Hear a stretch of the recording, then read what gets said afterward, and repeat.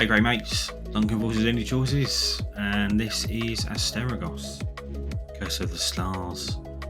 It is the debut game from indie studio Acme Gamestudio, and it is published by Indie... No, it's not. It's published by TinyBuild. It is a Dark Souls-like adventure game inspired by Roman and Greek mythology, and it ain't bad, you know. It's all right.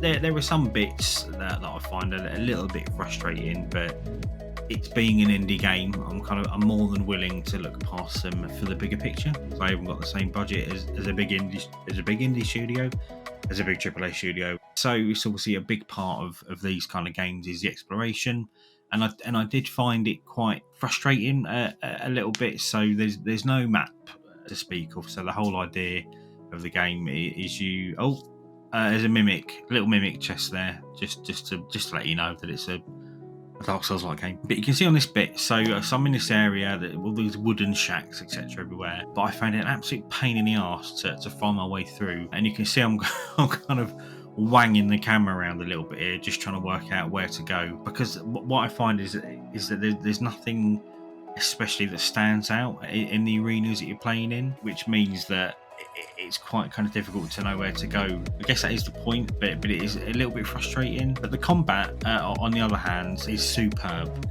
So you get a sword and a shield, daggers, hammer, spear, staff and bracelet, and these can be equipped at any time, allowing you to kind of mix and match your play style. So I really prefer using daggers and a staff, which means I can get in close and gank up and shiv up some enemies. And then if I want like a longer distance fight, I can use my staff to fling some fireballs. But you can also change the element, so I might be able to change it to like an ice element and use that as like a damage over time spell. And then the skill tree as well, which you can kind of focus broadly if you wanted to. So if you want to kind of make all your weapons really strong, or kind of focus on one. So I focus on daggers, which is giving me some really cool abilities that allow me to kind of dive all over the place, attach like these ropes to enemies and clang them together. It's got this really lovely chunky feel like you get with Kingdoms of Amalur, which was re-released a couple of years ago, I think. And in there, it was very easy to look cool with combat, and you get that with this in particular. I just want to say it's probably some of my favourite combat in any game. Maybe in the last 5 years, I can't think of a game where I've had so much fun so easily with the combat, and I find that has really helped me to get over my frustrations with the exploration on it. Because even though I'm running around and I'm getting lost, I'm getting into more fights which are just fun. There's no one enemy I've fought that's just pissed me off really. So it's really good.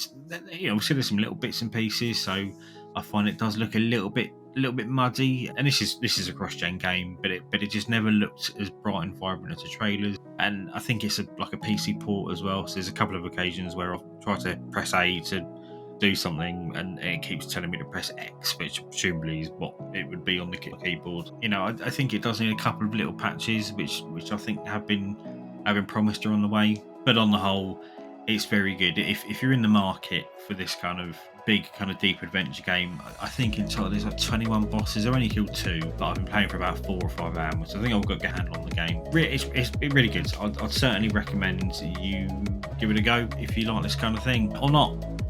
Do what you want, I'm not your mum. So yeah, give us a like and a subscribe if you want. Hit that bell as well, because that's what you're supposed to say when you're doing his outro. Give us a follow on Twitter as well, at Dunk Indie Choice, where I'll put pictures of my cat Doris on. Rambling now. See you later.